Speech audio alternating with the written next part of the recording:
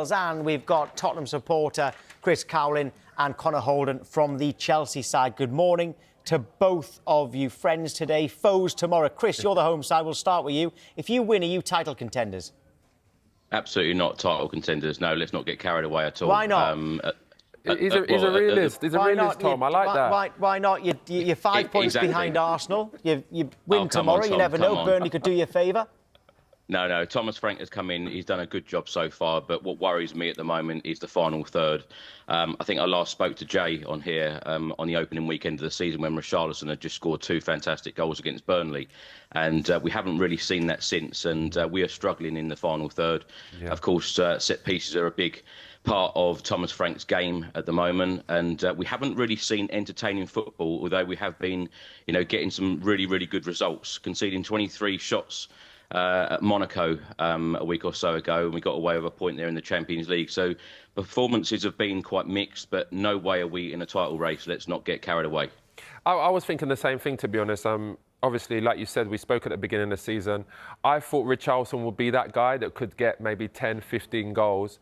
But to have Van der Ven as your top goal scorer this year is very worrying. I mean, I know that, conceding goals, obviously you can't do that, and you've got great defenders in that. I think one of your main strengths is your back line, and then you've got Pellegrini in there, who's been fantastic. But I was thinking about the other day, like, you need a top striker now. You need a goal scorer, a real goal scorer. You're absolutely right, Jay, and it is a big worry at the moment. Where are the goals going to come from? Where, when you go from someone like Harry Kane and Heung-min Son, being in your final third, and then you go to players like Richarlison, Tel, Mawani, it is complete contrast, and it is a little bit of a worry for us where the goals are going to come from. As you've said, Thomas Frank has made us defensively strong, and he's made us a team a lot more difficult to beat, but we have struggled at home so far this campaign, only winning that Burnley game on the opening day of the season, lost to Bournemouth, Villa, and of course drew against Wolves. So these results at home haven't been good enough. But in that final third, it does worry me. But we are, as I said, a more difficult team to break down and to beat. And like I also said, the set pieces, both defensively and offensively, are very, very important to Thomas Frank. But I don't want to sit there as a Spurs fan. I don't want to seem ungrateful here, because we've gone from Ange Postecoglou, mad football, to, football where, we are hard to beat. But we haven't been entertained yet, and we don't want to be entertained by having a Kevin Danso throw. We don't want that to be the most exciting thing in the game. But Connor, you all have been sitting there thinking, hold on, what about us? We need to score goals as well. Our strikers haven't been scoring either. So I guess that's the same issue for you. Yeah, I think the thing is with Tottenham at the minute is it's a little bit more to do with how they progress the ball up the pitch and how they get to that final third to then score goals. Whereas I think for us, we're getting to those areas and we're just struggling to break down those low blocks with our strikers. We have someone like João Pedro who likes to drop in deep. Liam Delap's just come back, literally just got a red card after coming back. And we've got our other striker option is Mark Guiu, who is 19. So the options aren't there after losing Nicholas Jackson. So I think that's where the issues for us are up front, and the goals not being spread out because Cole Palmer's obviously missing as well. So those goals are having to come from new guys like Garnacho, like Esteval, like Gittins, who are all trying to sort of bed into the system as things stand. So they're having to do it on the fly and really try and adapt as quickly as possible to help us. I mean, I watched the game the other night and it was a fantastic performance from Chelsea. But, I look at Gittins, that's the first time I've really seen him play well. Obviously, he got 2 assists and a goal, which was fantastic. Esteval, I'm a bit surprised. Sometimes he plays, sometimes he doesn't. I look at him and I say he's got unbelievable quality. I think at the moment, Neto, going forward, is your most consistent player. He's always a threat, either wing he plays on. But again, the big question is, did Chelsea make a huge mistake in letting Jackson go? Because as much as, people might question his attitude and question his output sometimes, one thing he did do was stretch defences. And, João Pedro is not doing that. Like you said, he drops into the 10 position quite a bit. He played as a 10 for Brighton quite a bit when Welbeck was playing. So do you think that was a huge mistake from Chelsea now? I do in hindsight, and I did at the time anyway, because exactly like you said, I think João Pedro is more of a hybrid forward. You want to play him up front sometimes, but you want to play him in the 10. Sometimes he can even play it off the wing and come inside if you wanted him to. So he's a very versatile player. So in that, as soon as Delap went down injured, alarm bells were ringing, because that means you've sort of taken those options away from yourself. And like you said,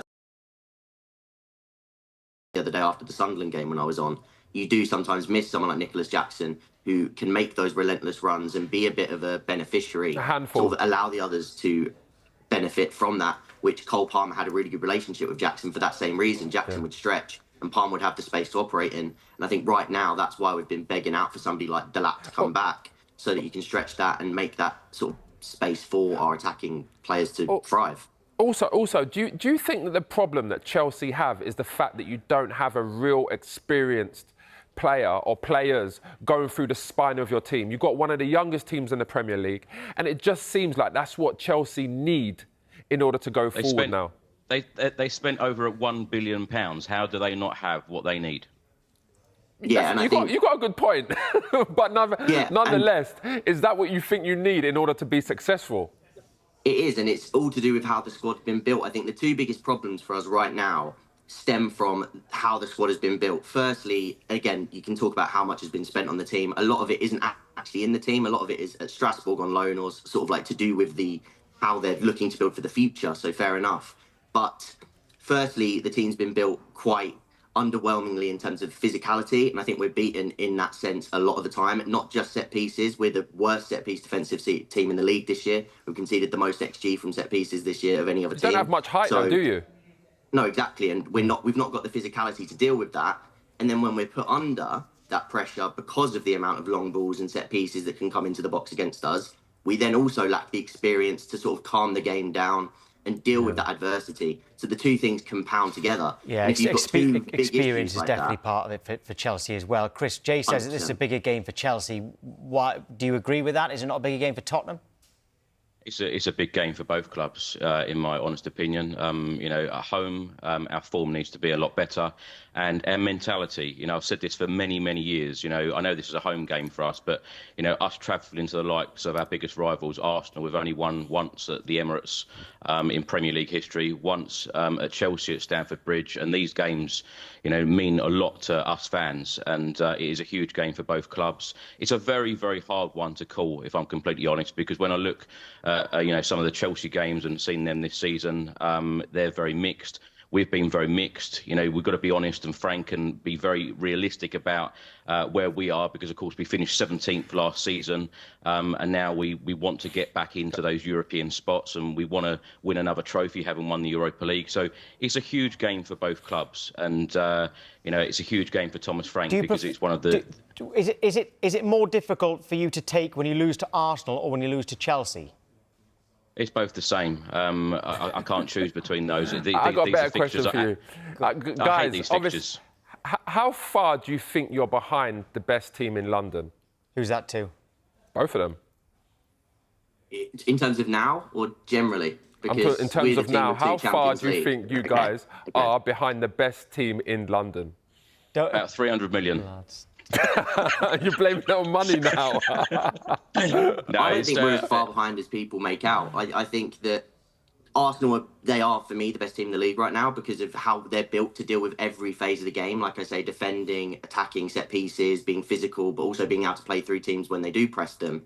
They're built for every phase of play, whereas I think what we've got is really good in certain areas. And then, like we've sort of spoke about with the issues that are there because of the experience, because of the physicality, if you can address those issues, then I think we're quite close. But it's how quickly you can address them. Connor, do you know what I see in Arsenal? And I think this is the difference, the biggest difference. When you look at Arsenal's starting 11, let's say, you look at them and you could say there is legitimately at least four players that can wear the captain's armband. And that's because of their leadership roles. Obviously, you've got, Gabriel, Declan Rice, Odegaard is captain, and then you've got Saka there as well. Like, you've got real players that can wear a captain's armband. I don't see that in Chelsea. And in Tottenham, I'd say there's more captains in that side than in Chelsea. I just don't see the captain, the leadership at Chelsea.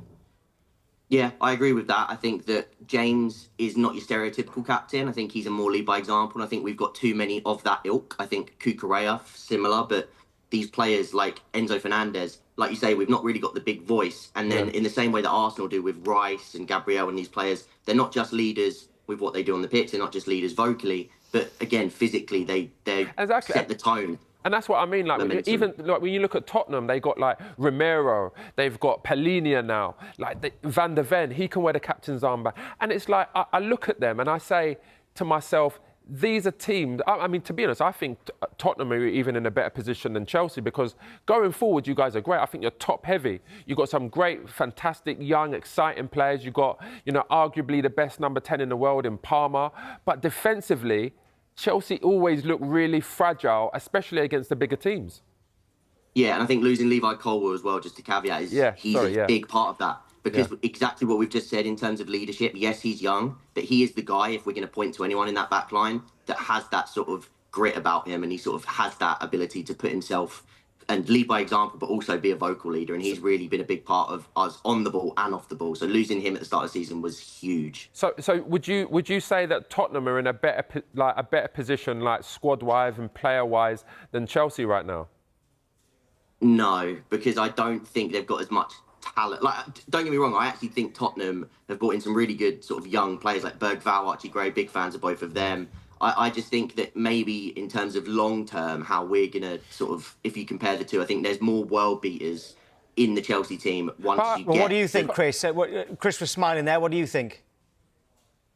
Well, I think we've got a very, very good squad. And, the question that Jay posed about how far up we are, challenging for the Premier League title, that's exactly where Spurs fans want to be. And we haven't been there since under Maurizio Pochettino, been through so different managers and, so much change has happened at the football club, in the last couple of months on the pitch, off the pitch. But we've got to be very proactive in the next couple of transfer windows to be in that conversation. And, we've got to spend money, and it's got to be spent wisely, because we have spent money before. I know we joke about the £1 billion that Chelsea have spent, and you look at some other in some other teams like Manchester United, where the recruitment in past years has been pretty poor. It needs to be top notch, and Chris, we definitely want to be in a position where we're challenging. Well, Chris, all I heard was, the problems that Tottenham had was Levy. Levy's left now. So now, obviously, there's no excuses on that front. One thing I would say about Tottenham, I think you guys are a striker away from really challenging. Like, if Harry Kane was to come back to Tottenham, I would put Tottenham up there as legitimate contenders. I mean, I definitely think you're finishing the Champions League, but there's a conversation there because I feel like you guys are solid defensively, you've got a decent midfield, and I just think you need a real goal scorer now. I feel like we're a handful of players away, if I'm honest, Jay, and realistic about it, because you take some of these players out of the team and, we really do struggle with the depth. Injuries have been such a massive part. And I know every football fan will tell you that, but the 2 seasons under Ange and this season so far under Thomas Frank, we've got 10 players out. We're in October. So injuries have been a really massive part. So you don't think Champions League is realistic if you get a striker? Champions League would be realistic if we got a striker, and consistency is a massive key of football. And there are a number of players that are inconsistent, and Thomas Frank needs to work on that, and I'm sure he will, because he's done a great job at Brentford in the Premier League, hence why he got the Spurs job. So I do have faith in him, but I do just want to, as I said earlier, I just want to see more entertaining football at Tottenham. Right, both of you, either nod your head or shake your head because we're out of time. Would you take a draw this weekend? No, we want to win. No? OK, good. I like that. Chris, Connor, thank you. Good luck to both of you. Thank you. Thank you. Right, don't miss it. Spurs against Chelsea live Saturday Night Football, 5 p.m. on Sky Sports Premier League. An absolute belter of a game that is going to be.